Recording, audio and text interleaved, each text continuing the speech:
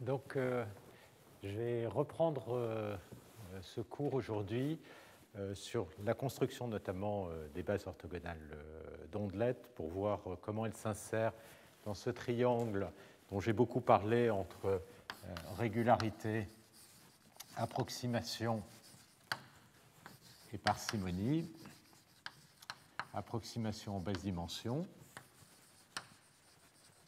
et parcimonie. Alors,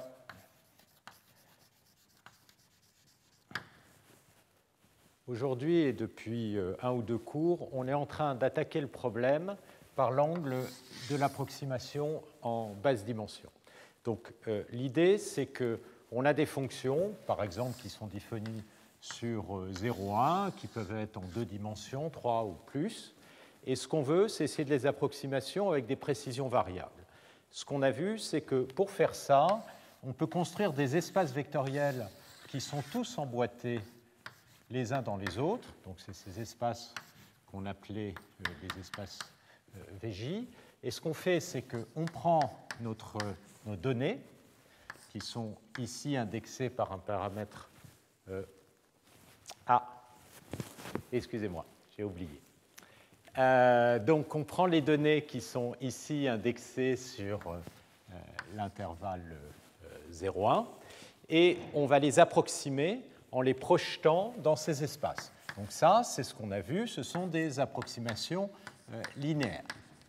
Et ce qui va nous intéresser, c'est voir l'évolution de ces approximations aux différentes résolutions, aux différentes échelles, voir où est-ce que l'on perd de l'information, et c'est comme ça qu'on va faire apparaître les notions de régularité et de parcimonie. Alors, ce qu'on a vu, c'est comment est-ce qu'on construit une telle projection orthogonale. Il nous faut une base orthogonale, et ces bases orthogonales, on a vu qu'on peut les construire en prenant une fonction phi que l'on va dilater par le paramètre d'échelle, translater sur une grille régulière de puissance jn, et puis qu'on normalise comme ceci.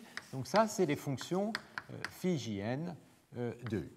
Et puis, ce qu'on a vu, c'est que le fait que les espaces soient emboîtés, donc que l'espace Vj plus 1 soit inclus dans l'espace Vj, donc je vous rappelle, ça définit une base orthonormale à J fixé de Vj.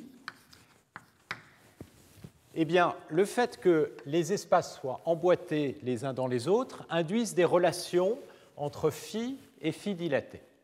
Et ce qu'on a vu notamment, c'est que du coup, on peut écrire la version de phi dilatée comme une combinaison linéaire, parce que ça appartient à un espace V1 qui est inclus dans l'espace V0, comme une combinaison linéaire de la même fonction translatée.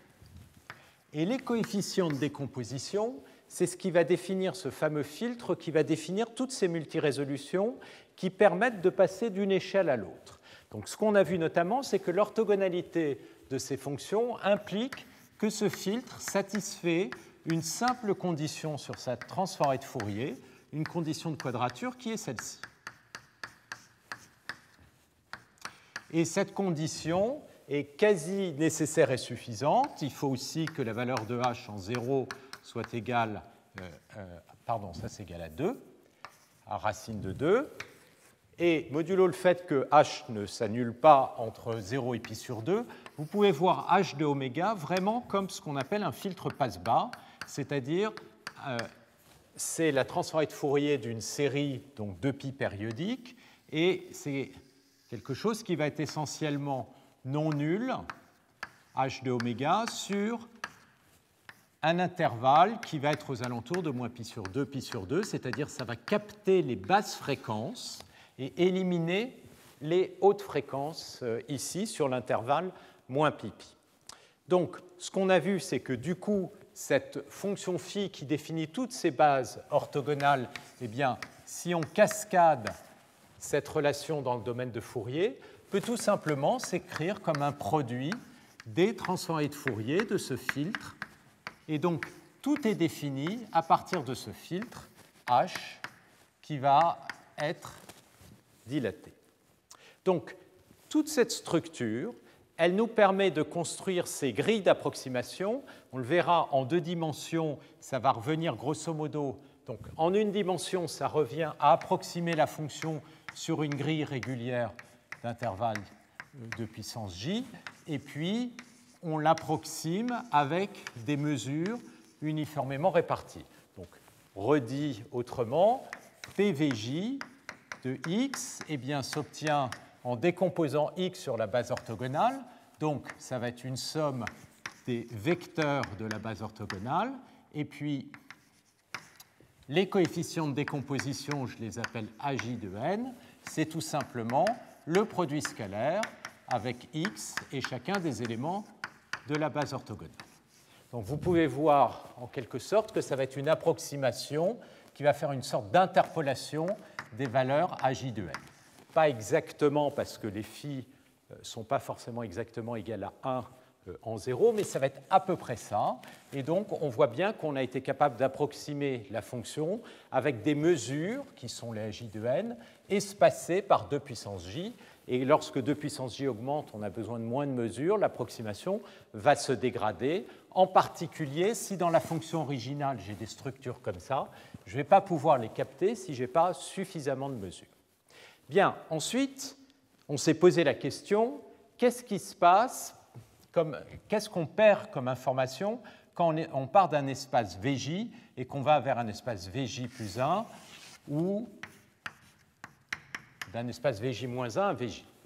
Et l'idée qu'on a vue, c'est qu'on peut en fait regarder la différence en quelque sorte entre 2 espaces. Ça va être donné par le complément orthogonal de VJ dans VJ moins 1. Ce complément orthogonal, donc, c'est un espace qui permet de compléter l'espace VJ-1 à partir de l'espace VJ en construisant donc son complément orthogonal qui permet de générer tout l'espace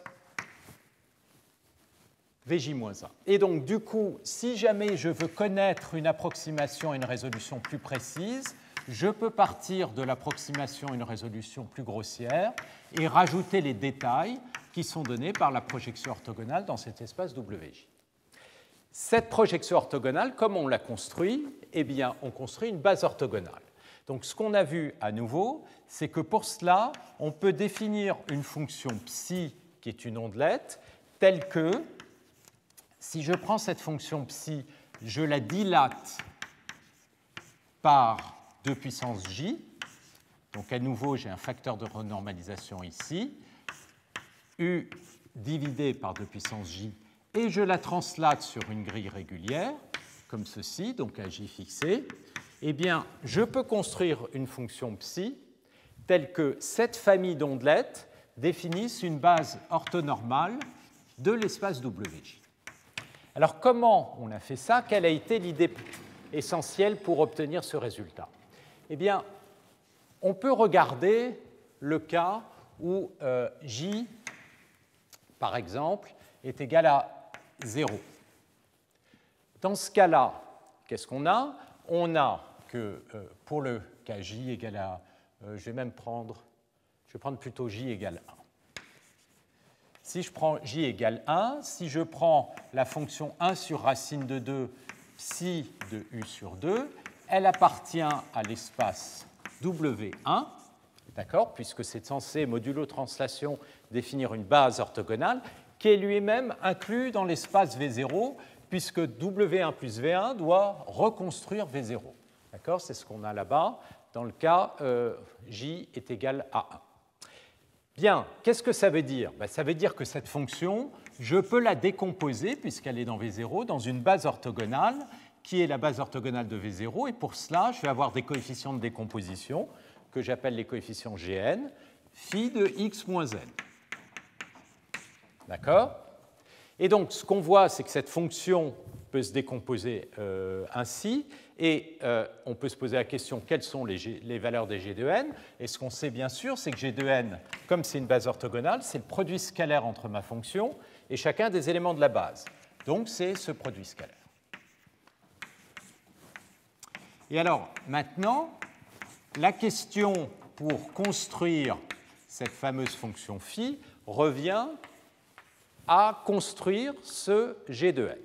D'accord?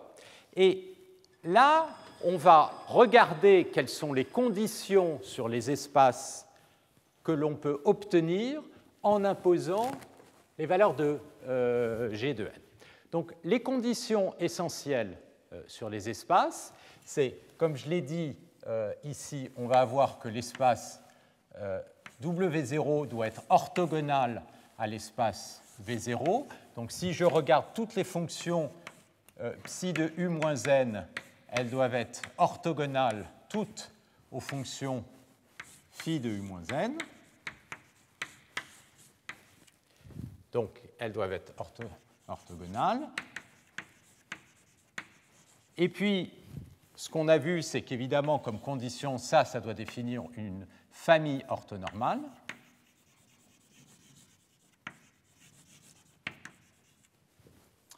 Or, il y a une condition qu'on a vue aussi précédemment, je l'avais démontré dans le cas de cette fonction-là, de ces fonctions phi, c'est qu'une telle famille est orthonormale si et seulement si, quand on calcule ces produits scalaires, ils sont tous zéro, sauf lorsque la fonction est identique. Et on a vu que ça, c'était équivalent à obtenir une condition sur la transformée de Fourier qui est de type phi de oméga moins 2k pi carré est égal à 1.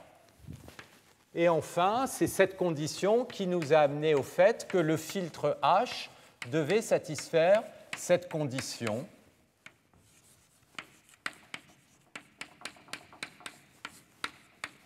est égal à 2. Donc ça, on a fait la démonstration ici. Eh bien, de la même manière, et je l'ai indiqué la dernière fois, mais là, vous pourrez regarder plus précisément dans les notes, de la même manière, si je veux que cette famille soit orthonormale, eh bien, il faut que j'ai comme condition sur phi que les psi de 2k pi soient égales à 1.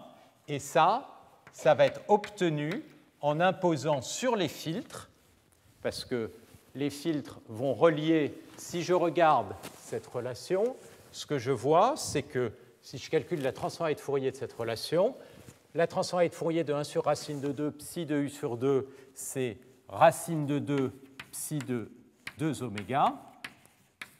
La transformée de ceci, ça va être la somme sur n de G de n, E puissance moins I n oméga, fois la transformée de Fourier de phi de oméga.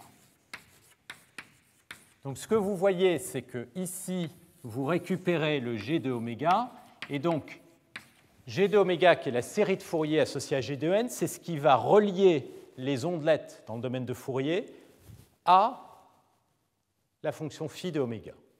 Donc, en utilisant cette propriété-là, imposer ça, avec exactement la même technique, et là, je ne vais pas aller dans les détails pour ne pas perdre trop de temps, va être équivalent à imposer le même type de relation de quadrature sur le filtre. Donc ça, cette relation de quadrature qu'on a sur le filtre nous permet d'imposer que ceci est une famille orthonormale. Ensuite, il faut que ces deux familles soient orthogonales l'une par rapport à l'autre. Donc ça s'obtient de la même manière en opposant une relation sur la transformée de Fourier relative de ces deux familles. La relation, je vous laisse la démontrer parce qu'elle est dans les notes, c'est à peu près l'équivalent de celle-ci, sauf que maintenant j'ai deux familles. Donc je vais avoir phi de oméga moins 2k pi fois la deuxième qui est le phi de oméga moins 2k pi. Et là, tous les produits scalaires doivent être 0, donc ça doit vous donner 0. Et ça, cette relation, on l'obtient en imposant que g de oméga fois h de oméga plus g de oméga plus pi fois h de oméga plus pi égale 0. Et là, excusez-moi, il y a un complexe conjugué.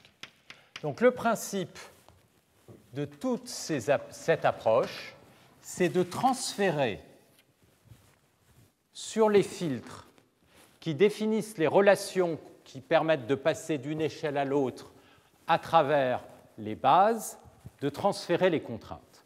Et en fait, les contraintes deviennent très simples. Et ces contraintes sont des contraintes qui, je l'avais mentionné, était apparue en traitement du signal.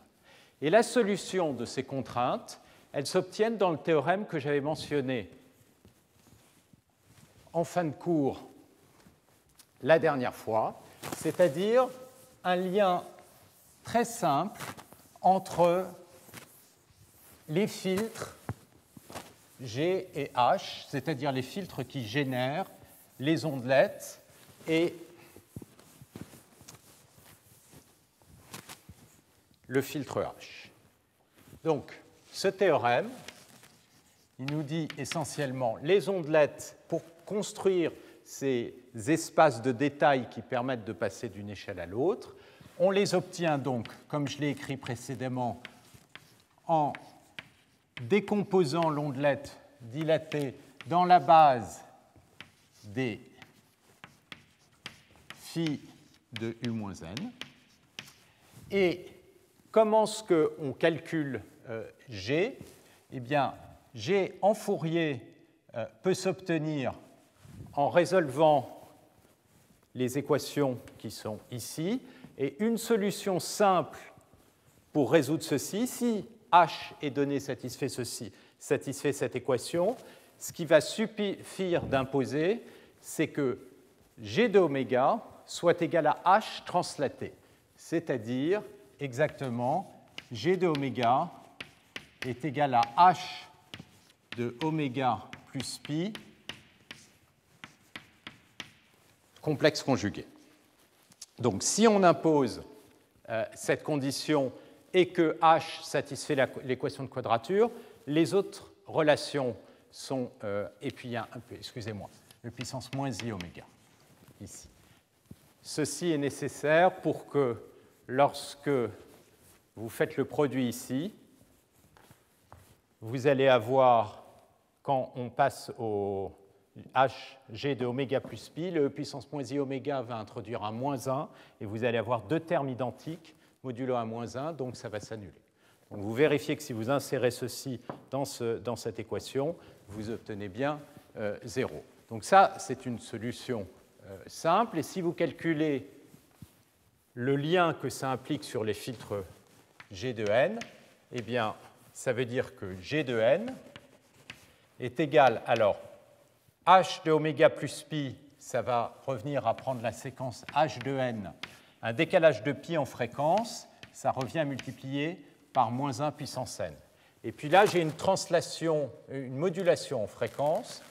En espace, ça va revenir à faire une translation de 1. Et à cause du complexe conjugué, il va y avoir une inversion. Donc je vais avoir un 1 moins n. Donc ça va me donner moins 1 puissance 1 moins n, h de 1 moins n. Et donc vous voyez que si vous connaissez h, vous connaissez g. Et du coup, cette famille, elle a été construite pour cela. Quand n varie, c'est une base orthonormale de WJ. Et puis, comme on l'a vu, comme les WJ, c'est des compléments orthogonaux des VJ par rapport à VJ-1, on sait qu'on peut composer tout l'espace comme une somme directe de ces espaces orthogonaux. Autrement dit, une fonction peut s'écrire comme une somme de détails qui permettent d'aller d'une résolution à la résolution suivante.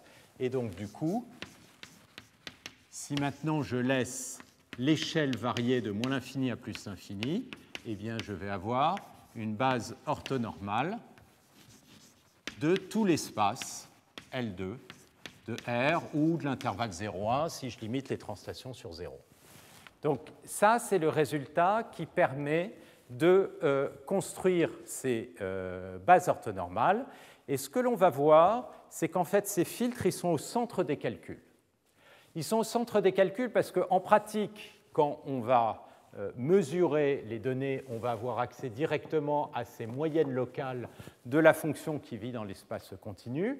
Et puis pour réduire progressivement les échelles, c'est sur ces échantillons qu'on va travailler. Alors, avant de voir ça, je vais vous montrer des exemples de bases orthogonales. Donc si je reviens au cas simple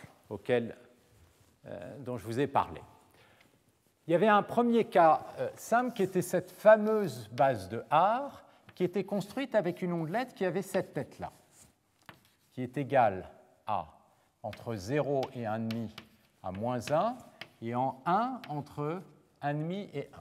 Donc ça, c'était l'ondelette psi. On a vu qu'une telle ondelette dilatée translatée définit une base orthonormale de tout l'espace. Bien, à quoi ça correspond ici? Alors, ce que j'avais montré la dernière fois, c'est qu'on peut définir un h de n qui est égal à 1 si n est égal à 0 ou 1, et 0 sinon. La transformée de Fourier, c'est un sinus de oméga, et on peut vérifier que ça va bien satisfaire cette relation ici. Ça, en fait, on a vu, ça correspondait aussi à la fonction d'échelle phi de u, qui est l'intervalle 0,1, donc c'est l'indicateur de l'intervalle 0,1, cette fonction-là. Et ce qu'on a aussi vu, donc les produits scalaires sont ici. Maintenant, excusez-moi, on peut déduire quelle est la valeur de g de n. G de n, c'est moins 1 puissance 1 moins n h de 1 moins n. Comme h ne vaut 1 que en 0 et 1, eh bien, on va voir que g de n va valoir...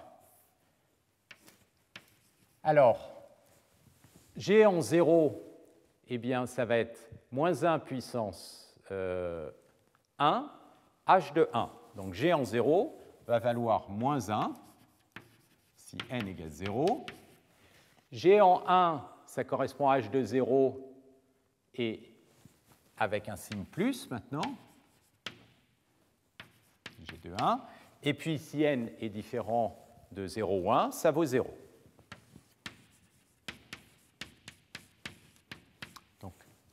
Le filtre H, il avait cette tête-là. En 0, il vaut 0, il vaut 1. Le filtre G, ça c'est H de n, il vaut 1 quand n est égal à 1, et quand n est égal à 0, il vaut moins 1. Donc c'est en quelque sorte un filtre discret qui fait une différence entre deux échantillons. Donc maintenant, si je mets ceci dans la formule, qu'est-ce que j'obtiens? J'obtiens que 1 sur racine de 2 psi de u sur 2 s'écrit comme une combinaison linéaire que vous voyez là-haut, et vous vérifiez en écrivant cette combinaison linéaire que psi de u n'est autre que, donc là, je peux l'écrire, ça vaut, en l'occurrence, quand n égale 0, ça va faire moins phi de u plus phi de u moins 1. Et donc, cette fonction-là, c'est quoi? C'est la fonction qui est comme ceci, comme ceci, comme ceci, entre 0 et 1, 1 et 2, qui est comme ceci. Et donc, c'est bien cette fonction, la dilatation par un facteur 2 de la fonction que vous avez ici. Donc, on récupère bien la base de Haar dans ce petit cas particulier. On peut prendre un deuxième cas particulier qu'on avait vu, qui est la base de Shannon. Et ce qu'on va voir, c'est qu'on peut définir tous les exemples maintenant dans ce cadre général. Donc, la base de Shannon, c'était le cas où on avait une ondelette qui était comme ceci, qui était un filtre parfait en fréquence. Donc ça, c'est une ondelette qu'on avait vue en fréquence, entre pi et 2pi. Eh bien, comment on l'obtient?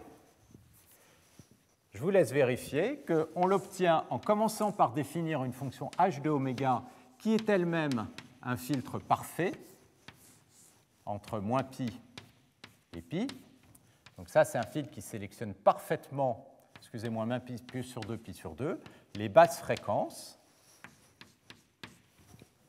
Et puis ensuite, le filtre G, eh bien, c'est ce filtre-là décalé, centré sur pi, mais ce filtre, il est 2pi périodique. Donc si vous prenez ceci, vous le centrez sur pi, ici en pi, vous voulez avoir quelque chose qui est comme ceci. Et comme ce filtre est 2π périodique, la composante qui est ici va se retrouver en moins π.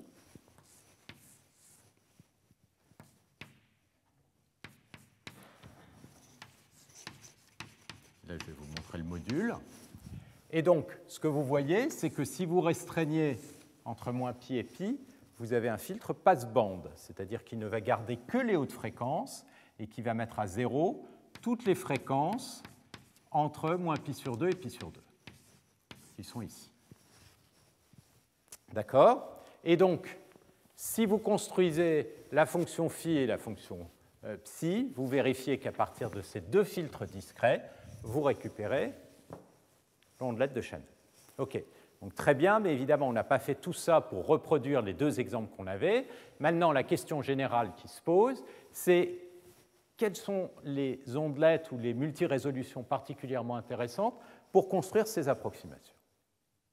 Donc ça, c'est les questions que se sont posées d'un côté les gens en traitement du signal et de l'autre côté en mathématiques, les gens qui ont commencé à essayer de construire des nouvelles bases orthogonales d'ondelettes. Et donc, en particulier, il y a une mathématicienne qui s'appelle Ingrid Dobeschi, qui a essayé de construire des ondelettes qui avaient des propriétés optimales. Et donc, comment est-ce qu'on peut définir des ondelettes qui ont des bonnes propriétés? Ce qu'on voudrait, c'est que le support de psi soit le plus petit possible. Mais il y a une autre propriété qui est évidemment fondamentale, c'est qu'on veut utiliser ces ondelettes pour construire des représentations parcimonieuses et en particulier pouvoir voir la régularité des fonctions. Or, ce qu'on a vu, c'est que la régularité d'une fonction en un point V, comment on peut l'examiner? En regardant l'erreur d'approximation entre cette fonction et un polynôme. Et on a notamment vu que cette erreur d'approximation, on peut l'évaluer, et en l'évaluant, on est en train de mesurer sa régularité, et cette régularité, elle peut se mesurer entre l'écart entre l'approximation polynomiale ici et la fonction elle-même, et cet écart va vous donner une erreur qui va dépendre de la distance entre le point où vous avez fait l'approximation. Là, vous n'allez avoir aucune erreur. C'est essentiellement la série de Taylor. Et par rapport au point U que vous évaluez, et si cette erreur bouge comme U moins V à la puissance alpha, alors vous avez une fonction qui est Lipschitz alpha. Maintenant, ce qu'on a aussi vu, c'est que si vous débrouillez pour que l'ondelette ne voit pas la composante polynomiale, donc pour qu'elle ne voit pas la composante polynomiale, dans le cas où alpha est plus petit que m, le degré, on va prendre un degré du polynôme qui est égal à m. Ce qu'il faut, c'est que l'ondelette soit orthogonale à tous les polynômes. Donc autrement dit, il faut qu'elle ait m moments nuls, c'est-à-dire il faut que l'ondelette satisfasse que l'intégrale de l'ondelette contre un monôme de degré plus petit que m soit 0. Donc ça doit être vrai pour tout monôme plus petit que m. Donc qu'est-ce que ça nous dit? Ça nous dit qu'on a deux types de contraintes qu'on aimerait imposer sur l'ondelette. D'un côté, que le support soit petit, de l'autre côté, qu'elle vous permette, à partir d'une condition de régularité, d'obtenir des petits coefficients d'ondelette. Et on a vu en particulier, dans l'un des cours précédents, que si cette condition est satisfaite, alors les coefficients d'ondelette vont effectivement devenir tout petits, et en fait, on va pouvoir lire la régularité à partir de la décroissance en fonction de l'échelle. Il va y avoir une décroissance en 2 puissance alpha j plus 1i. Ici. Ça, c'est vrai si on a des moments nuls. Parce que, à nouveau, l'ondelette va grosso modo ignorer la composante polynomiale, ne va dépendre que de cette erreur, et cette erreur, elle va être petite quand la distance entre U et V est petite. Très bien. Donc, ensuite, la question, c'est d'imposer cette condition sur les filtres H et G. Et donc, ça, c'est un travail qui peut être fait. En fait, on peut vérifier, ça je vais le donner sous forme d'un exercice. C'est à nouveau un exercice qu'on permet de pratiquer sur la transformée de Fourier.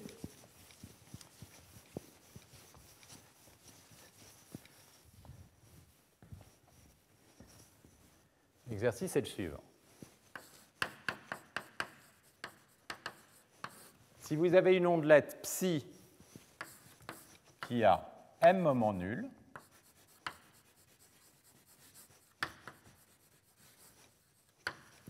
et si elle a un peu de décroissance, donc je vais supposer, on va faire simple, psi à support compact. Il suffit qu'il y ait un peu de décroissance, mais là c'est encore plus facile. Alors ça va imposer que psi de oméga est un O de oméga à la puissance n près au voisinage de 0.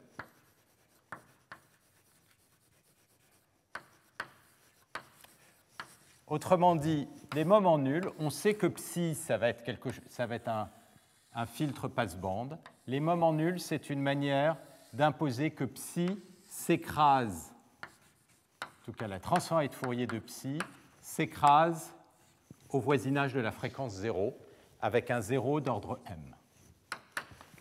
Et ça implique que g de oméga est un O de oméga à la puissance m. Pourquoi? Parce que ce que l'on sait, c'est que g, c'est écrit à partir de cette relation ici, parce que psi de 2 oméga, il est relié à phi par le g de oméga. On a cette relation. Donc, cette chaîne, on peut la démontrer, c'est très peu de lignes. Et elle vous dit quoi? Elle vous dit qu'en fait, on a une condition sur G. Et en fait, l'implication inverse va être vraie, modulo le fait qu'on suppose qu'on a un support compact. Et donc, comment on va imposer des moments nuls? Simplement en faisant attention que G de oméga soit un filtre qui lui-même soit un filtre passe-bande qui va bien s'annuler au voisinage de 0. Par ailleurs, deuxième type de propriété, c'est que psi a un support compact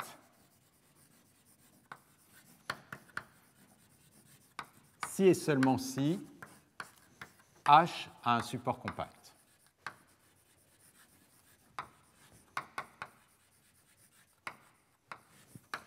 Pourquoi? Parce que si H a un support qui va être compact, alors les fonctions phi qui se déduisent les unes entre les autres avec une relation dyadique vont elles-mêmes avoir un support compact. Et vous voyez, psi, c'est une combinaison des phi translatés. Or, le G se déduit de H simplement par un petit décalage. Donc si H est à support compact, G est à support compact. Vous allez avoir une combinaison linéaire de fonctions translatées à support compact et la translation, le G a un support compact, donc vous en déduisez que psi a un support compact.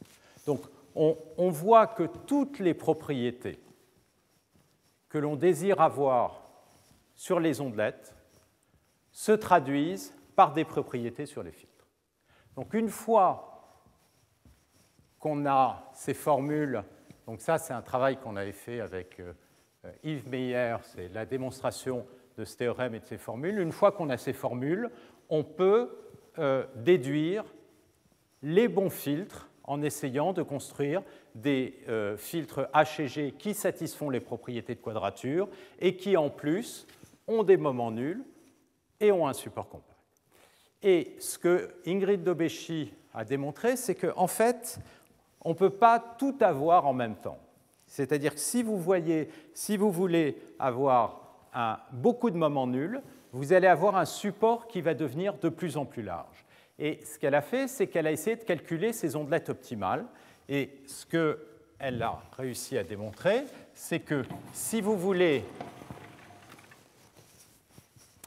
m moments nuls,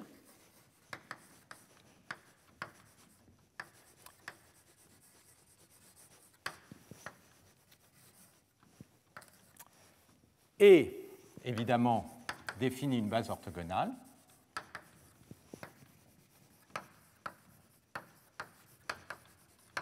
Orthonormale. Alors, le support de psi est plus grand que 2m. Excusez-moi, c'est 2m moins 1. Donc, dans le cas où m est égal à 1, vous n'avez qu'un support à un moment nul, et vous retrouvez exactement la base de R, qui a un support qui est égal à 1. D'accord? Ça, c'est le cas particulier pour m égale 1. Cette ondelette n'a qu'un moment nul, c'est-à-dire elle est orthogonale à la constante, mais elle n'est pas orthogonale à une droite. Donc, le nombre de moments est égal à 1 seulement. Si vous voulez plus de moments, le support de l'ondelette va devoir devenir plus grand. Pourquoi? Parce que vous avez besoin d'imposer plus de contraintes sur g de oméga au voisinage de 0, et pour imposer ces contraintes, vous avez besoin de degrés de liberté, et ces degrés de liberté, vous allez les ajuster en définissant des nouvelles variables g de n. Donc, du coup, le support, le nombre de coefficients de g de n va devenir plus grand, et comme le nombre de coefficients de g de n, ça définit essentiellement la taille de psi, vous allez voir que la taille de psi augmente, et ça s'obtient avec des filtres H et G qui ont exactement de taille 2m. Donc, ces ondelettes de support minimum, elles s'obtiennent avec des filtres qui ont un support qui est le plus petit possible. Donc, ici, à nouveau dans le cas de la base de R, m est égal à 1, et vous voyez, les filtres, ils ont bien un support de taille 2. Quand m augmente, on peut calculer ces ondelettes optimales. Donc là, je vais vous montrer donc, des exemples. Donc, si on peut avoir le projecteur, s'il vous plaît. Bon, en attendant que le projecteur arrive, je vais avancer. Donc, je vous montrerai ces bases orthogonales. Alors, en attendant, on va maintenant voir comment on calcule ces coefficients. Et ça va faire le lien avec les types d'algorithmes de filtrage qu'on voit apparaître dans ces réseaux de neurones, où on voit des cascades de filtrage et de sous-échantillonnage. Et ce qu'on va maintenant montrer, c'est qu'en fait, pour calculer les coefficients d'ondelette, on peut le faire avec un algorithme rapide, qui est plus rapide d'ailleurs que la transformée de Fourier, et qui s'implémente tout simplement en utilisant ces filtres H et G avec une cascade de filtrage. Donc ça, c'est ce qu'on va maintenant montrer, et ça va nous faire la connexion avec à la fois les algorithmes de filtrage sous échantillonnage et puis ces algorithmes de traitement du signal de multiplexage. Donc, d'une certaine façon, en traitement du signal, la question que les gens s'étaient posée, c'est si vous avez un signal A0 de n, est-ce que vous pouvez le diviser en deux signaux qui sont deux fois plus petits, que je vais appeler A1 de n et D1 de n. Et comment on les obtient, ces signaux? Eh bien, on prend A, on fait un filtrage que je représente. Oui, est-ce que je pourrais avoir le...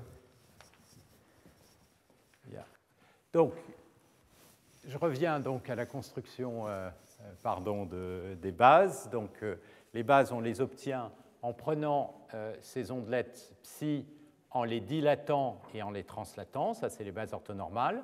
Donc, au niveau de la transformée de Fourier de ces ondelettes, on voit qu'elles couvrent des intervalles diadiques. Ça, c'est une ondelette orthogonale qui s'obtient par des splines cubiques. Et ça, c'est sa transformée de Fourier. Ça, c'est des ondelettes qui ont des décroissances exponentielles, qui avaient été mises au point par deux chercheurs, Battal et Lemarrier. Et ça, c'est les ondelettes d'Ingrid Dobeschi. Donc, P, ça correspond à mon paramètre, excusez-moi, M là-bas. Quand M est égal à 1, vous obtenez l'ondelette de R. quand m est égal à 2, vous obtenez cette ondelette qui, vous le voyez, est un tout petit peu plus régulière, puisque celle-ci est discontinue, celle-ci, elle est continue, mais elle n'est pas dérivable, et elle a une forme un peu étrange, mais qui résulte de l'équation dyadique où on itère sur les filtres. Ça, c'est l'ondelette obtenue avec 3 moments nuls. Vous voyez qu'elle oscille un peu plus, ce qui fait que du coup, elle va être non seulement orthogonale aux constantes, mais aussi aux droites, mais aussi aux paraboles. Et celle-ci a 4 moments nuls, et donc son support devient un peu plus grand. Vous voyez que le support va ici de moins 3 à 4, c'est-à-dire il est de taille 7. Vous voyez aussi que la régularité de l'ondelette augmente quand on augmente le nombre de moments, et elle oscille à nouveau un peu plus, cette ondelette, elle est orthogonale à tous les polynômes de degré 3, donc constante, droite, parabole, et donc n'importe quelle approximation polynomiale de degré 3, d'une certaine manière, ne va pas être vue par l'ondelette et qui ne va être sensible qu'à l'erreur. D'accord ? Donc ça, c'est l'intérêt d'augmenter le support et le nombre de moments nuls pour avoir des approximations. Alors, voilà les coefficients d'ondelette d'une fonction. Donc là, ce que vous voyez, c'est les coefficients où on a approximé l'ondelette, la fonction x de u à très basse échelle. Et donc, du coup, ce qui se caractérise, je reviendrai là-dessus, par les coefficients à des intervalles de puissance j assez éloignés. Donc ça, c'est l'approximation très grossière. Alors qu'à très fine échelle, vous avez de l'ordre de 1000 coefficients. Là, il ne vous en reste plus que de l'ordre d'une centaine ou de 64. 64, ça doit être. Et ensuite, ça, c'est les coefficients d'ondelette que je montre. Je vais revenir là-dessus. Ce que vous voyez surtout, c'est que ces coefficients d'ondelette, ils sont tous quasi nuls dans les parties régulières. Chaque barre correspond à un produit scalaire. Donc, ce que je montre ici, c'est pour chaque échelle de puissance j, vous avez le paramètre n, et je vais montrer les coefficients d'ondelette. Donc, les coefficients d'ondelette, c'est les produits scalaires entre x et l'ondelette. Et ce qu'on voit, c'est que quand la barre est positive, monte vers le haut, ça correspond à un grand coefficient, à un petit coefficient, et puis les petites barres qui deviennent quasi invisibles, ça correspond à des coefficients qui sont négligeables. Donc, je vais revenir là-dessus, et ce que vous voyez, c'est que vous avez des grandes plages où on ne voit rien. On ne voit rien parce que les coefficients d'ondelette sont négligeables. Donc il y en a très peu à garder, et donc c'est là l'idée de parcimonie. Mais la première question, ça va être de comprendre comment on part de ceci et on arrive à ces coefficients. D'accord ? Et donc, cette question, donc là, je vais juste laisser l'image sur les coefficients d'ondelette. Maintenant, on va se la poser. Comment on construit ces coefficients d'ondelette ? Donc, à nouveau, les coefficients d'ondelette, c'est les coefficients de décomposition de x dans la barre. Donc, c'est ces coefficients-là. À partir de quoi on va commencer ? On va commencer à partir d'une approximation de x dans un espace de référence, qui est cette projection orthogonale, qui est donc caractérisée par les coefficients de décomposition dans cet espace VL.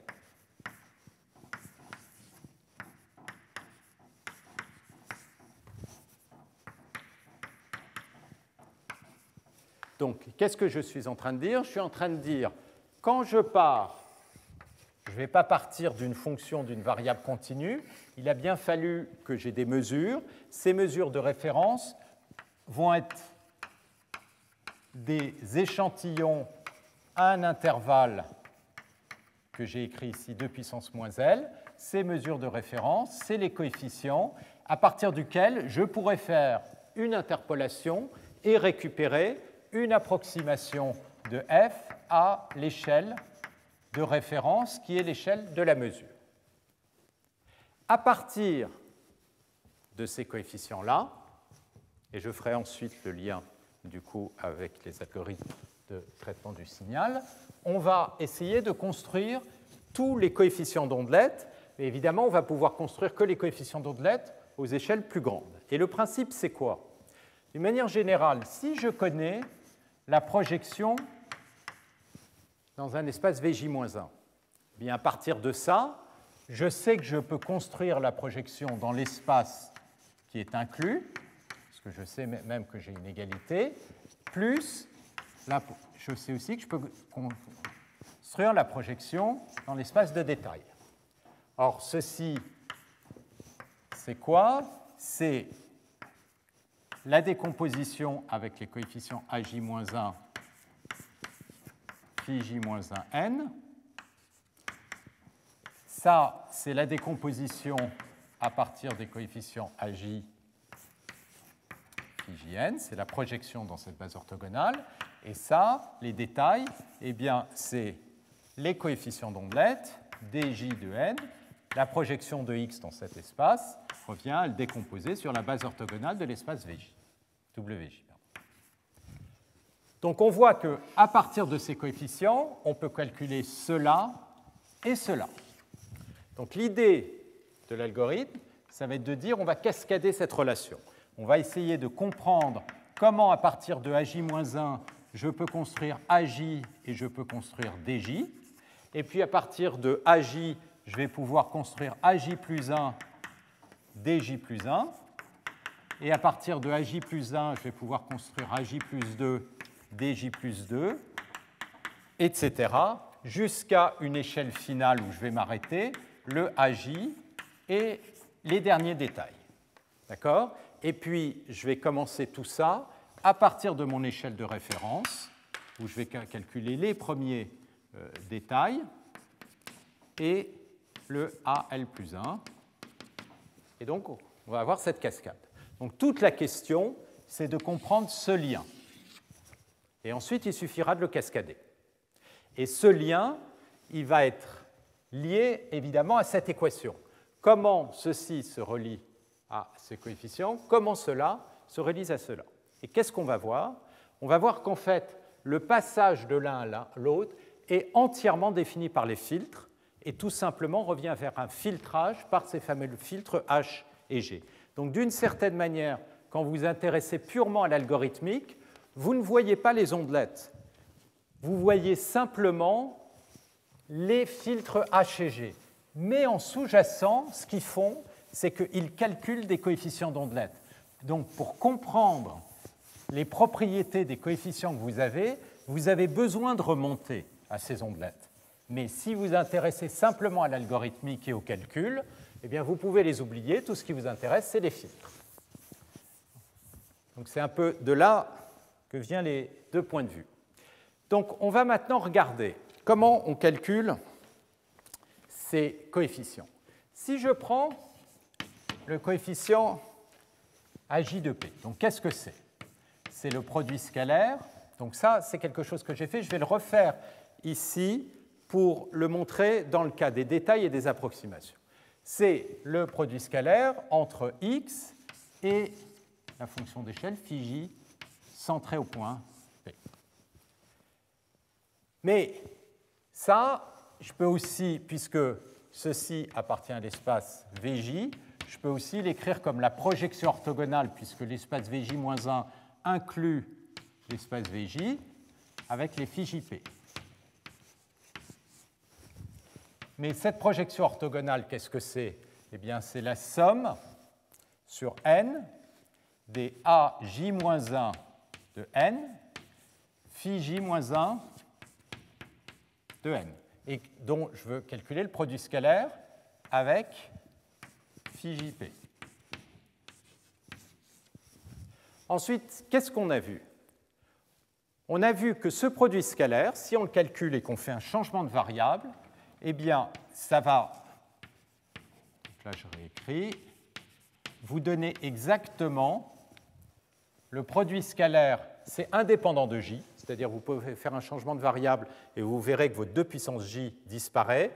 Et si en particulier, je prends j égale 1, qu'est-ce que je vais avoir ici? Je vais avoir phi 1p, j égale 1, et puis phi de 0n. Si maintenant, donc qu'est-ce que c'est que ceci? Ça, à nouveau, c'est n'est autre que le produit scalaire entre cette fonction-là, c'est 1 sur racine de 2 phi de u sur 2. Et cette fonction-là, c'est phi de u moins n. Le produit scalaire, ça veut dire que vous calculez cette intégrale. Maintenant, vous faites un changement de variable.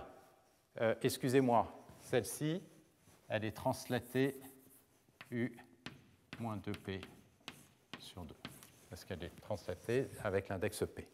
Vous faites un changement de variable u' égale u moins 2p, et vous vérifiez que ceci, c'est la même chose que le produit scalaire, où vous mettez la fonction phi1, et puis là, vous avez la fonction phi, mais qui est translatée non pas de n, mais de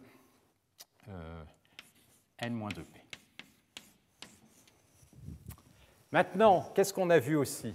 C'est que ça, ce n'est autre que le filtre h de n. Le filtre h de n, on a vu, ce n'est autre que la fonction phi1 et son produit scalaire avec la fonction phi translatée. Donc, qu'est-ce que vous obtenez ici? Le filtre h de n-2p. Donc, si vous remplacez dans cette équation maintenant, vous avez que AJ de P, c'est la somme des AJ de N fois le H de N-2P. Et maintenant, le H de N-2P, si vous inversez le signe en introduisant le H bar de N comme H de moins N, eh bien, vous allez obtenir H bar de 2P moins N. Et donc, ceci vous montre quelque chose qu'on avait déjà démontré, c'est que le AJ, il s'obtient à partir de AJ moins 1 avec une convolution avec le filtre H bar en 2P. Maintenant, la même observation va être vraie si on introduit les coefficients d'ondelette. C'est pour ça que je vous l'ai refaite ici. Si on introduit les coefficients d'ondelette, qu'est-ce qui nous intéresse? Ce qui nous intéresse, c'est de calculer les détails. Les détails, ils s'obtiennent avec un produit scalaire, non pas avec les fonctions phi, mais avec les ondelettes. Donc là, j'ai le psi. Donc, c'est la même chose. Comme l'espace WJ est dans l'espace VJ-1, je peux l'écrire comme ça, produit scalaire avec les ondelettes. Et donc, vous voyez que vous avez ici la même chose, mais ici, vous avez le psi, l'ondelette. Donc ici, c'est pareil. Ici, j'ai l'ondelette, psi. Et donc, je vais avoir exactement la même chaîne, sauf que ici, j'ai l'ondelette. Mais là, qu'est-ce que vous reconnaissez? Produit scalaire entre l'ondelette et le phi, eh bien, ce n'est autre précisément que le filtre G de n. Donc là, vous avez la même chose, sauf que vous voyez apparaître le filtre G de n. Et donc, si vous introduisez ici à nouveau le G bar à la place du H, vous allez avoir cette relation ici avec le G bar. Et donc, vous avez démontré la deuxième relation, qui est que les coefficients d'ondelette, ils s'obtiennent à partir de l'approximation à l'échelle plus fine, en la filtrant, mais cette fois-ci avec le filtre G bar et en faisant un sous-échantillonnage. Donc, ce que l'on vient ici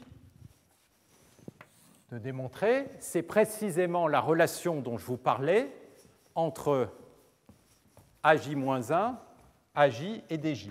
Et cette relation, ce qu'on a montré, c'est qu'on l'obtient simplement en prenant le signal discret, donc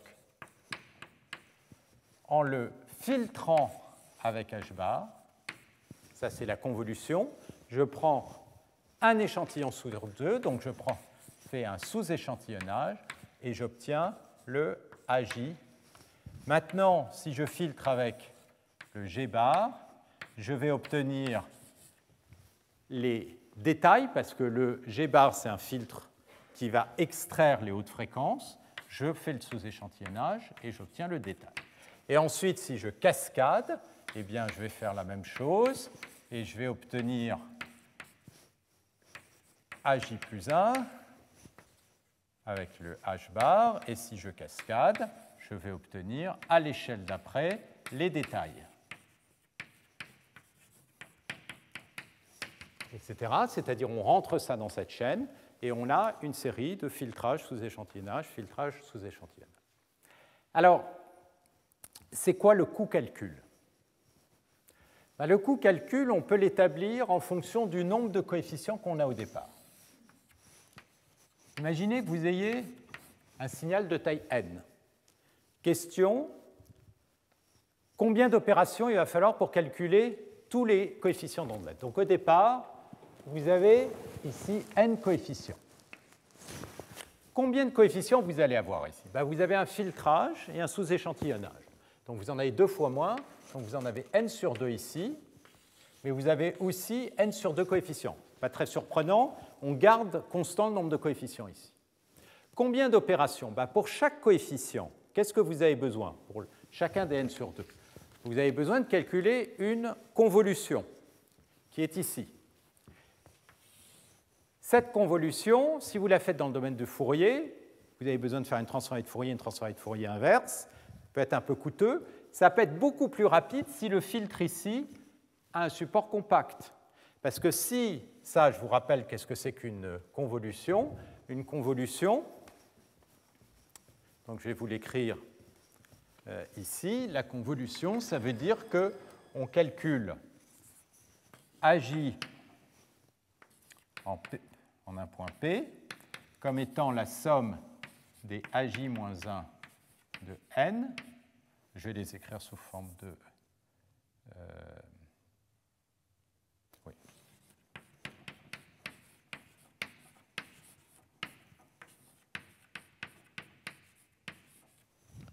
Et j'ai une somme ici sur n.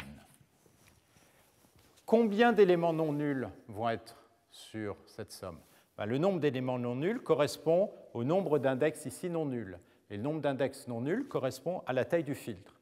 Donc, pour calculer un coefficient ici, je vais avoir besoin, si j'ai 2m coefficients non nuls dans H, je vais avoir besoin de 2m multiplication et 2m addition.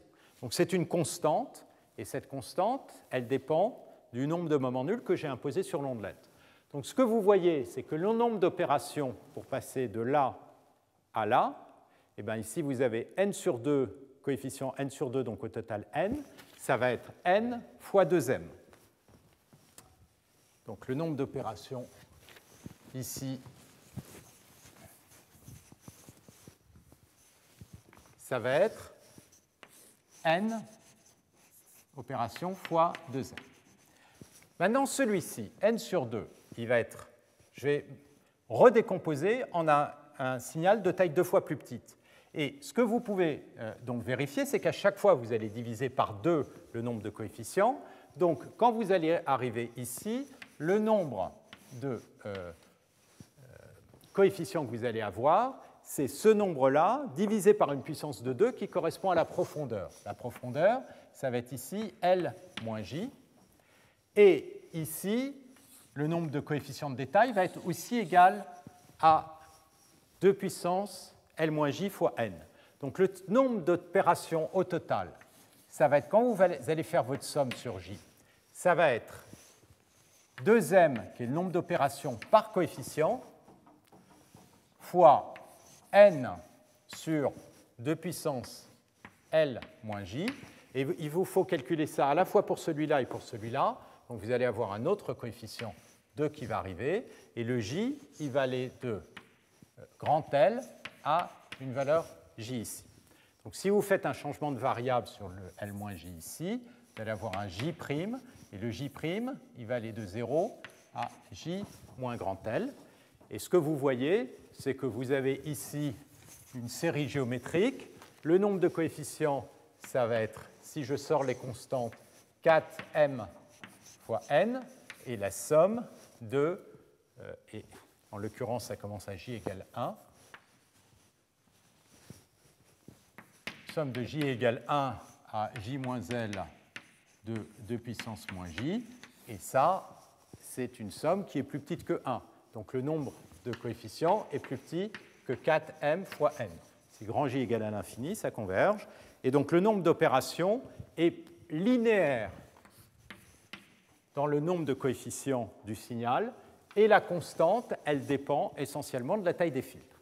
Donc vous avez un algorithme qui est plus rapide que la transformée de Fourier rapide, parce que cet algorithme il est en O de n, et non pas en O de n log n, et la constante, c'est la taille des filtres. Donc plus vos filtres sont petits, plus vous allez aller rapidement.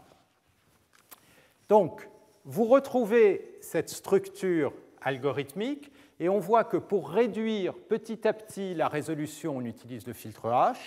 Pour à chaque fois extraire les détails, on utilise le filtre G qui vous donne les hautes fréquences qui à chaque fois disparaissent quand vous faites le sous-échantillonnage et le moyen-âge. Alors, est-ce qu'on peut inverser cet algorithme? La réponse, bien sûr, oui, puisque vous avez une base orthogonale, et la structure emboîtée va nous donner l'algorithme de reconstruction.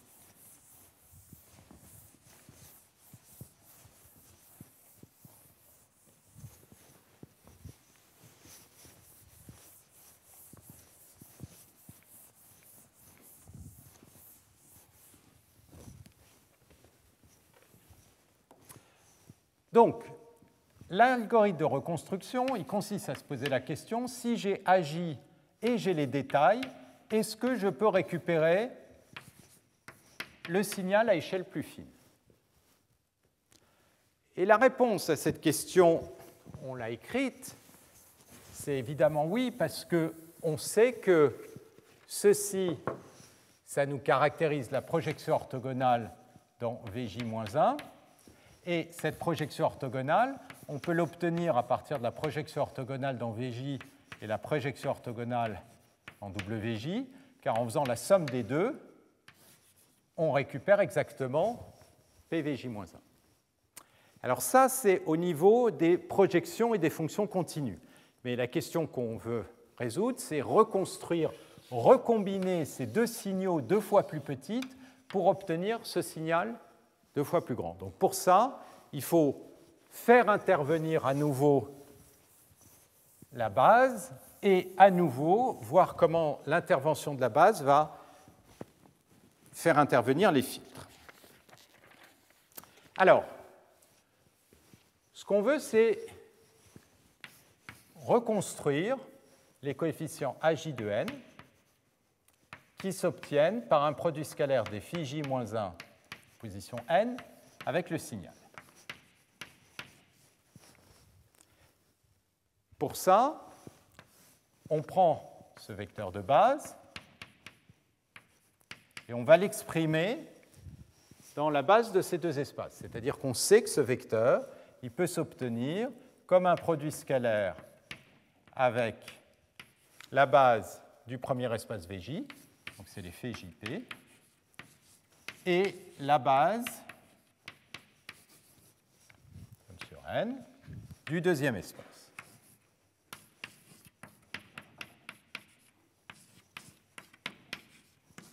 Excusez-moi, j'arrive au tableau. Donc, ce qu'on voit, c'est que la fonction ici, on peut la décomposer sur des fonctions de ces deux espaces, et donc on va faire la même chose. C'est-à-dire que maintenant, on va dire, OK, ce qu'il faut, c'est calculer le produit scalaire. Donc, je vais calculer le produit scalaire. Ce produit scalaire, ça va me donner le AJ-1 de n. Il va être obtenu en prenant cette somme et en calculant ici le produit scalaire. Et ici, le produit scalaire avec les psi. Qu'est-ce que ça fait intervenir? Ça fait intervenir les produits scalaires entre les fonctions phi et psi, phi à deux échelles différentes, et les phi et les psi. Et ça, on va retrouver ici le filtre H et ici le filtre G. Et l'algorithme, une fois qu'on écrit les détails, il revient à faire la chose suivante. Vous prenez votre filtre AJ, vos signaux AJ de n, et ce qu'on va faire, c'est qu'on va insérer un 0 entre chaque échantillon. c'est-à-dire vous avez votre signal qui est comme ceci, qui a des valeurs, et vous augmentez sa taille en insérant des zéros entre chaque échantillon. Donc, ceci est égal à AJ de n sur 2 si n est pair, et 0 si n est impair. Donc, vous mettez des zéros entre chacun des coefficients, donc vous allez augmenter par un facteur 2, et ensuite, vous allez filtrer avec les filtres H et G. Donc, l'algorithme il va consister à prendre le DJ, lui insérer un 0, et ça, je vais le montrer avec une flèche vers les hauts, entre chacun des échantillons. Ça va me donner ce DJ chapeau. Ensuite, je filtre avec le filtre G. Idem pour les AJ. J'insère un 0 entre chacun des échantillons. Je filtre avec le filtre H. Et ça, j'ai plus qu'à faire la somme des deux composantes. Donc je somme les deux.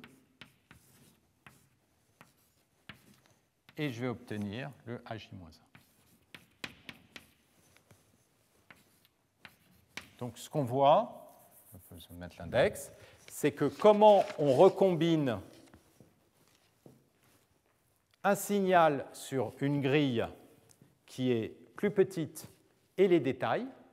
On commence par augmenter par un facteur 2 la taille du signal en insérant des zéros. On augmente par un facteur 2 les coefficients de détail. Ensuite, on les filtre par le filtre passe-bande et passe-bas. On additionne et on récupère le signal sur la grille la plus fine.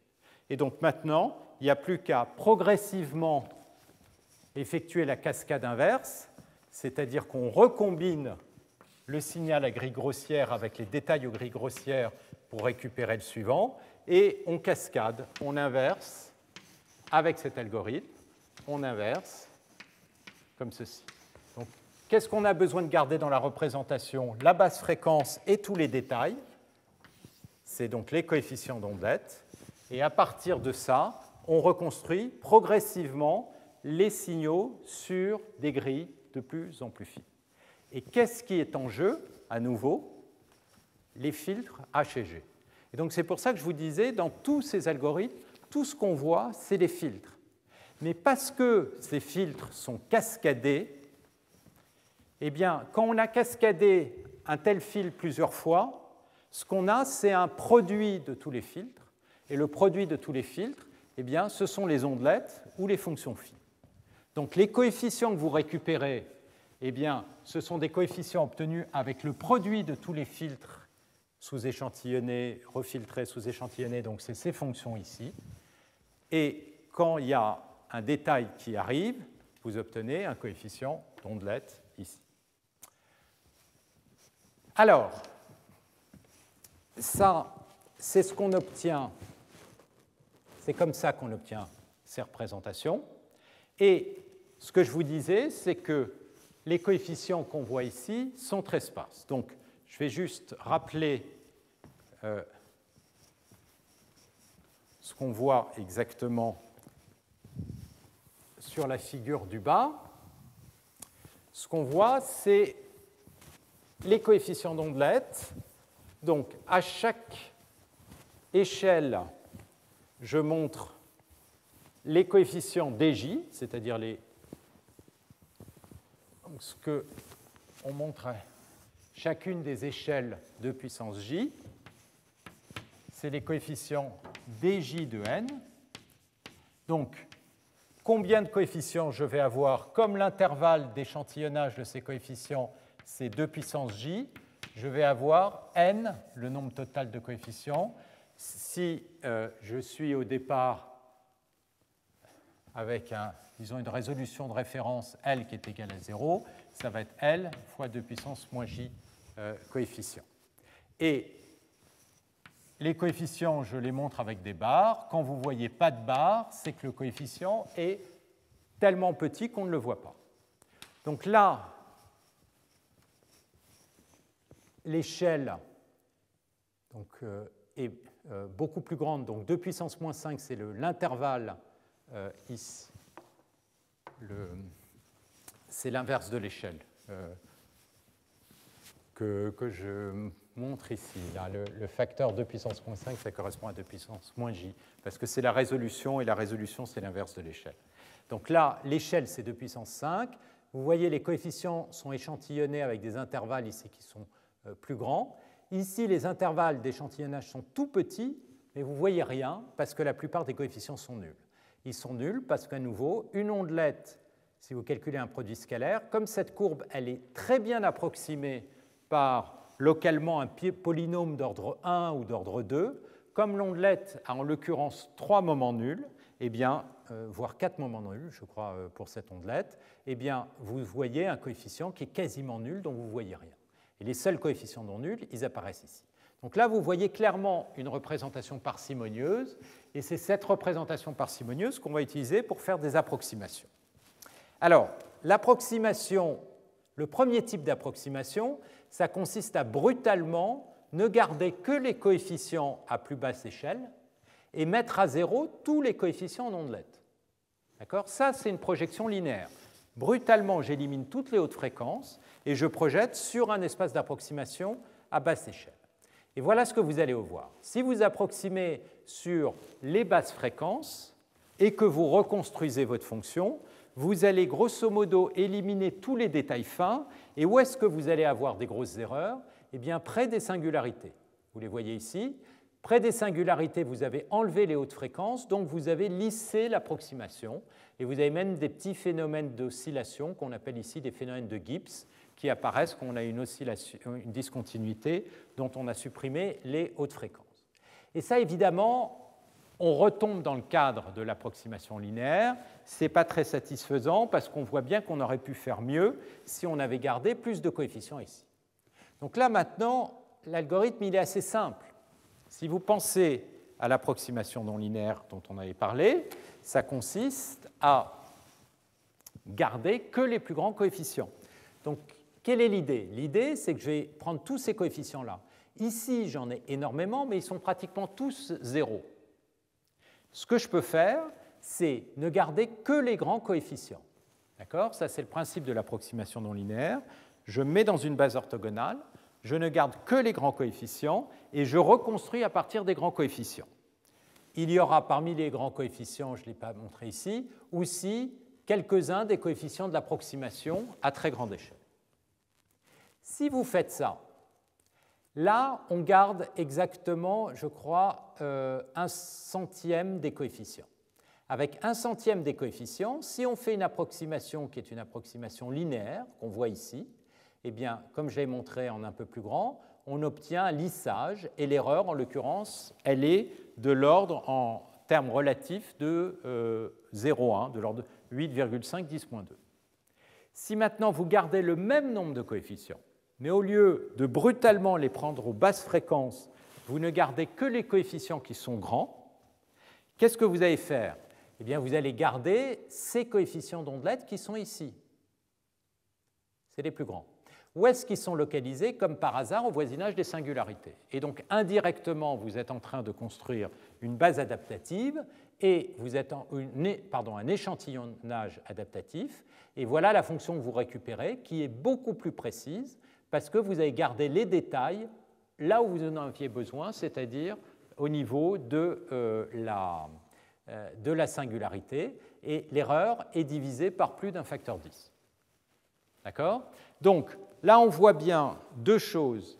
D'un côté, le fait qu'on a pu utiliser la régularité de la fonction pour créer des coefficients qui sont nuls, d'accord? Et de l'autre, que si on utilise ça pour faire de l'approximation, on se retrouve avec une représentation très parcimonieuse qui permet donc d'avoir une très bonne approximation avec peu de coefficients. OK, donc ça c'est l'intuition. Maintenant, ce qu'on va essayer de faire, c'est remettre tout ça dans un cadre mathématique et comprendre comment et à quoi est-ce que ça correspond, c'est-à-dire quelle précision, est-ce que cette précision va devenir de plus en plus grande ou est-ce que ce facteur 10 c'est une constante, et qu'est-ce qui va se passer notamment quand on va aller en deux dimensions. Alors, en deux dimensions, ça c'est la même chose en un peu plus grand, où vous voyez que vraiment la fonction avec l'approximation adaptative est beaucoup plus précise que la fonction qui a été mesurée avec une approximation qui est linéaire. Alors, ce que je vais faire, c'est terminer aujourd'hui en vous montrant la construction des bases en deux dimensions, en donnant juste les indications, et je vais commencer en vous montrant les résultats numériques. L'idée d'une base en deux dimensions, donc je commence avec une image, donc une fonction bidimensionnelle, qui est tout simplement un carré blanc sur un fond noir, et là vous avez une deuxième image qui est évidemment beaucoup plus compliquée. Donc ça, c'est les coefficients sur la grille fine de votre image. Qu'est-ce qu'on va faire? On va la prendre, on va l'approximer sur une grille 2 fois plus grossière, et on va extraire les détails.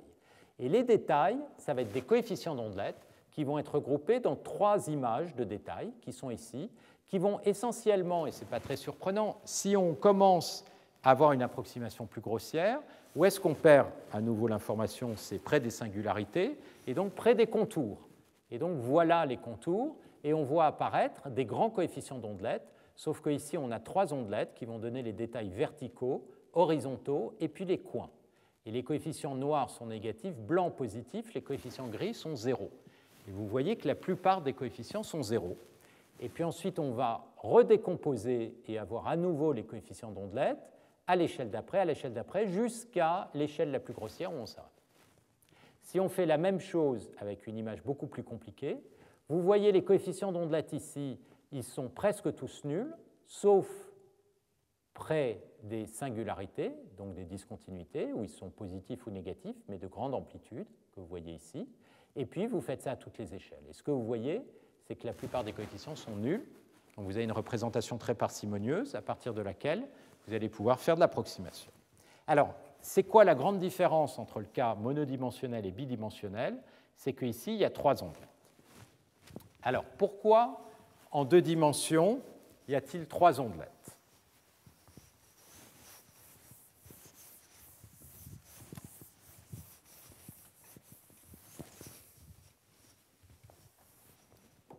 Alors, pour construire une base en 2 dimensions,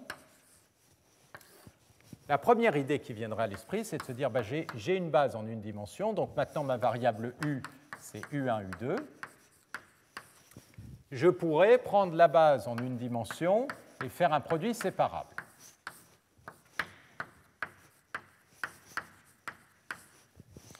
Pour tout J1, J2. N1, N2. Si je fais ça, ça veut dire que je vais avoir une ondelette qui a une taille 2 puissance J1 et une autre ondelette qui a une taille 2 puissance J2 qui est complètement différente, a priori, et donc je vais obtenir des espèces d'ondelettes rectangulaires. Ça, ce n'est pas une très bonne idée parce que ça privilégie très fort 2 directions, horizontale et verticale.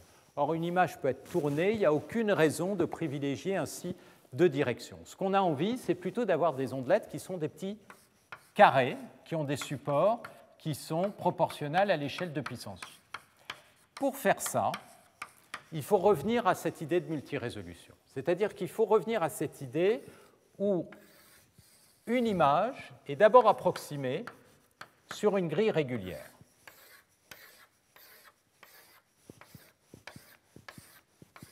Et progressivement, ce qu'on va faire, c'est qu'on va réduire la résolution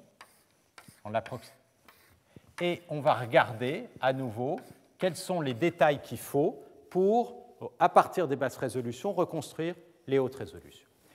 Les choses vont essentiellement se passer comme en 1 dimension, sauf que ce qu'on va faire, c'est qu'on va construire ces grilles, cette fois-ci en prenant les bases monodimensionnelles.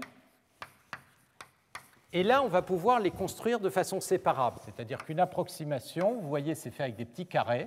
Donc, je vais pouvoir prendre à une échelle J, phi J1 de U1 et phi J2, je suis à une échelle J fixée, N2 de U2 pour tout N1, N2. Et ça va nous définir une base d'un espace VJ qui est l'espace d'approximation sur une grille. Donc le principe reste le même. J'approxime ma fonction sur une grille. Comment? En faisant une projection orthogonale sur une base de cet espace d'approximation, mais cette base, elle est séparable. C'est la base qui, dans le cas d'une base de A, serait une base obtenue avec l'indicateur d'un petit carré. Et ce petit carré, je le bouge. Mais au lieu de prendre comme fonction phi simplement l'indicateur de 0,1 qui me donnerait en 2 dimensions l'indicateur d'un petit carré, eh bien, je peux prendre d'autres fonctions phi, comme celles que j'ai construites précédemment, par exemple avec les ondelettes de Debeshy, et obtenir des approximations sur des grilles, comme ça. Ensuite, il va falloir comprendre comment on revient. Comment on revient? Eh bien, pour ça, il y a besoin de construire l'équivalent du théorème qui est là-haut, c'est-à-dire que j'ai besoin de prendre mon espace Vj-1 et le décomposer comme un espace Vj plus un espace WJ. Si je regarde dans le monde des fréquences, dans le plan de Fourier, une grille, et donc là je vais vous le faire qualitativement, c'est une approximation en basse fréquence. Donc on approxime la fonction sur le carré de basse fréquence, qui est ici. Une grille plus grossière, c'est une approximation sur des fréquences 2 fois plus petites, qui sont comme ceci. Donc ça, c'est les fréquences 2 fois plus petites de la grille plus grossière. Quelle est la différence entre les deux? La différence, c'est évidemment cet anneau qui est ici de fréquences, c'est les hautes fréquences qui se retrouvent ici. Ces hautes fréquences, j'ai besoin de les capturer, c'est les détails, c'est ceux qui ont disparu quand je suis passé d'une grille à l'autre. Qu'est-ce que je vais faire? Je vais les décomposer en 3 domaines. Le domaine 1, qui est symétrique par rapport à 0, qui va définir une première ondelette. Un domaine 2,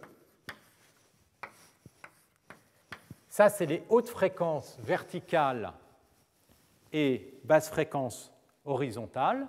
Donc ça, c'est ce qui va précisément correspondre. Les hautes fréquences verticales, c'est les hautes fréquences quand je bouge verticalement. C'est ce qui va correspondre aux contours horizontaux. Cette deuxième zone, elle va être obtenue avec une deuxième ondelette qui va extraire les hautes fréquences horizontales, c'est-à-dire si je bouge sur l'image horizontalement, où est-ce que je vais avoir des hautes fréquences? Ici et ici. Et si je fais ça le long de toutes les lignes essentiellement, je vais avoir les contours verticaux. Et puis ensuite, vous voyez les petits coins ici qui apparaissent. Ça correspond aux hautes fréquences horizontales et verticales, c'est-à-dire grosso modo aux structures de coins dans l'image. Comment on extrait ceci? Eh bien, en fait, on définit 3 ondelettes.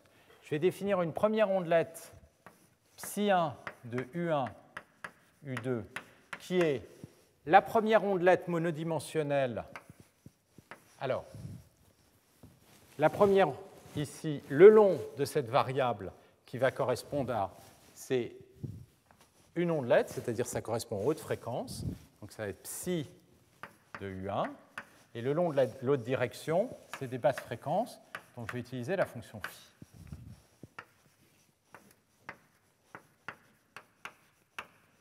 La deuxième, c'est l'inverse, c'est-à-dire dans la première direction, je prends les basses fréquences, et dans la deuxième direction, je prends les hautes fréquences.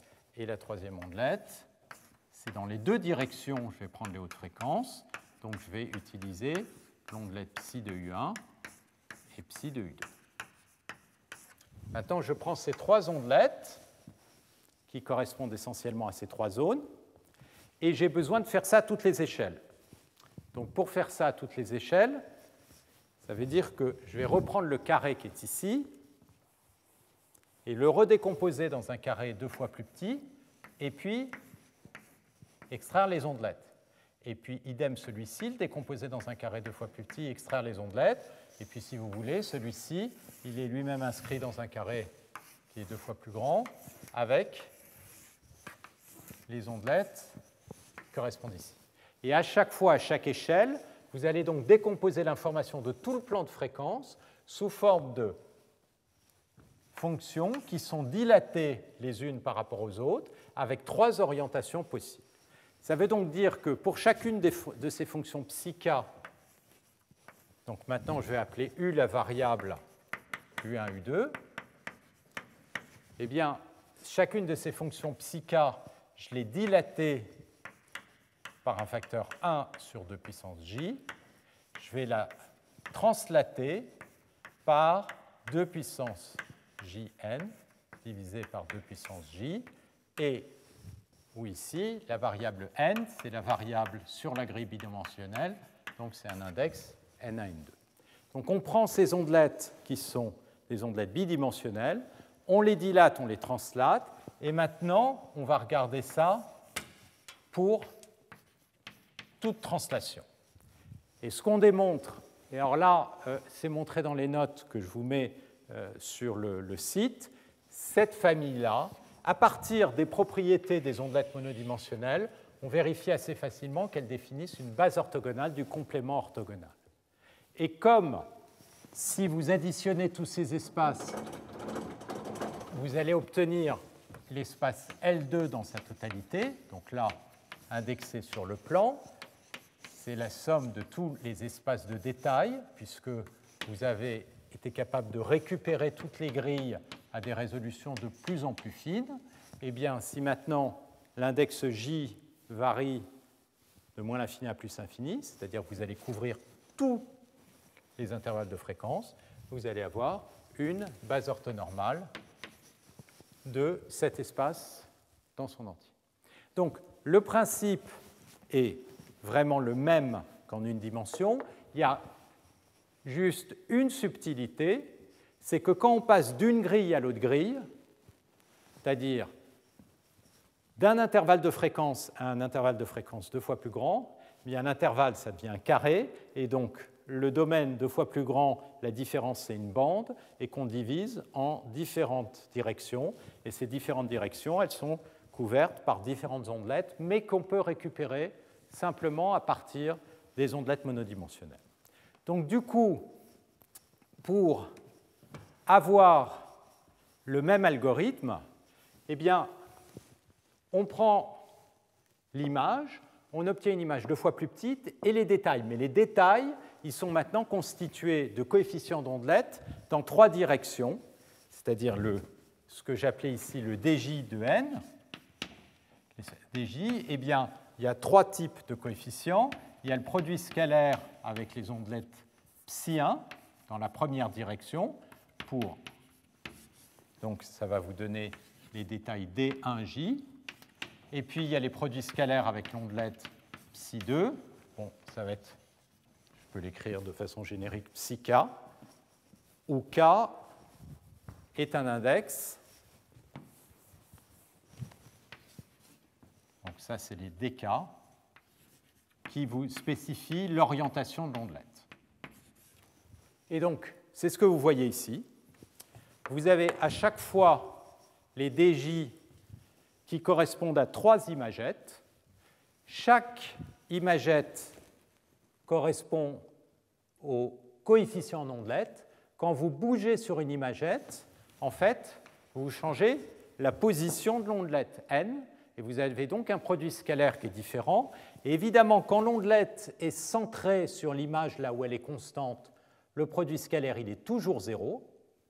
Si l'ondelette est centrée sur un contour, eh bien, le produit scalaire il va être non nul si l'ondelette détecte le contour dans la bonne direction. Si par contre l'ondelette mesure une variation verticale, eh bien, le contour verticalement il reste constant. Donc, le coefficient il est nul ici. Et si l'ondelette détecte des contours horizontaux et verticaux, la réaction va être non nulle que sur les coins. Et c'est ce que vous voyez là. Donc vous obtenez ces coefficients dans le cas où vous avez une image qui est plus compliquée. Donc le principe reste le même, évidemment. À partir d'une telle approximation, d'une telle décomposition, on peut faire une approximation. 2 stratégies, et je reviendrai là-dessus dans le cours précédent pour faire la partie compression. une première stratégie, je ne garde que les basses fréquences. Autrement dit, je garde cette image-là, je mets à 0 toutes ces images ici, et je reconstruis, c'est-à-dire à partir de cette grille, je récupère une grille plus fine, mais évidemment, dans la grille plus fine, ce que je récupère, c'est une image qui est floue. Non seulement l'image est floue, mais vous avez des effets de Gibbs. Ici, vous avez des oscillations qui apparaissent. Ça, c'est dû à la suppression des hautes fréquences. Est-ce qu'on peut faire mieux? La réponse, c'est pareil, oui. Comment? Eh bien, il faut garder les plus grands coefficients, les coefficients qui sont non négligeables. Où est-ce qu'ils sont? Ils sont près des contours, ils sont ici. Et si vous gardez le même nombre de coefficients, là en l'occurrence, on garde 1/16e des coefficients, eh bien, vous récupérez cette image. Et cette image, vous voyez, est beaucoup, beaucoup plus précise. Et on a fait quelque chose de très non trivial ici. On a gardé exactement l'information là où il fallait, mais on l'a fait de façon très simple, simplement en gardant les plus grands coefficients dans cette représentation parcimonieuse. Donc, la prochaine fois, on va terminer avec deux éléments qui vont mettre tous les composantes du cours ensemble. D'abord, on va voir, maintenant qu'on a ces bases, quelle est la précision exacte non linéaire de ces approximations. Et évidemment, ça va dépendre de quoi? Ça va dépendre du nombre de contours qu'on a dans l'image. Donc on va avoir une notion de régularité qui n'est plus est-ce qu'il y a une discontinuité ou est-ce qu'il n'y a pas une discontinuité, mais combien de discontinuités on a. S'il y en a trop, il va falloir beaucoup de coefficients et donc on va dire que la fonction est irrégulière en moyenne. Deuxième chose, on va essayer de coder cette image. Et comment on codera cette image? Eh bien, on va prendre ces coefficients ici. Maintenant qu'il n'y en a pas beaucoup, on va les coder. Et on va compter le nombre de bits qu'il faut. Et ça va correspondre essentiellement à l'algorithme de codage JPEG 2000. Et on va voir surtout que le nombre de coefficients non nuls va essentiellement déterminer le nombre de bits dont il y a besoin pour être capable de coder l'image d'origine. Et on terminera là-dessus. Donc ça, ce sera pour le prochain cours. Merci beaucoup.